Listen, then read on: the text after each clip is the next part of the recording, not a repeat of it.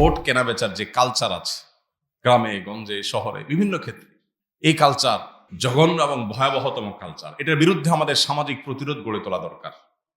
টাকা দিয়ে কেউ যেন অন্তত কোনো মানুষের মতামত কিনতে না পারে। প্রচলিত আইনে যেরকম নিষিদ্ধ, একইভাবে শরিয়ার দৃষ্টিকোণ থেকে এটা এত বড় জঘন্য অপরাধ। একটা মানুষ আমানতের খেয়ানত করলো, এটা একটা অপরাধ। আবার মতামত দিতে গিয়ে ঘুষ গ্রহণ করলো, এটা কিন্তু ঘুষ।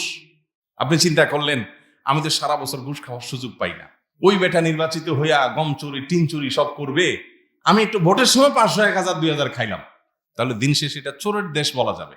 এই ট্যাগ যদি আপনি শুনতে আপনার খারাপ না লাগে তাহলে আপনি খাইতে পারেন, কিন্তু দায় আল্লাহর কাছে ঠিকই নিতে হবে।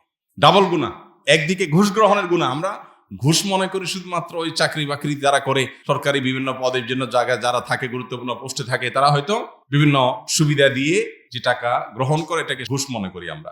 ভোটের বিনিময়ে যেই টাকা বা সুবিধা গ্রহণ করা হয় এটাও কি ঘুষ। এবং শুধু ঘুষ না, এখানে একটা অপরাধ না, শুধু আমানতের খেয়ানত আবার ঘুষ গ্রহণ, এই দুইটা অপরাধ। এটা কিন্তু আপনার এর দায় বহন করতে হবে। এই জন্য আল্লাহ তাআলা ভয় আমাদের মধ্যে থাকা গুরুত্বপূর্ণ। আমরা যতদিন মুত্তাকি না হব ততদিন দেশের পরিবর্তন, দেশের পরিস্থিতির চেঞ্জ হবে না।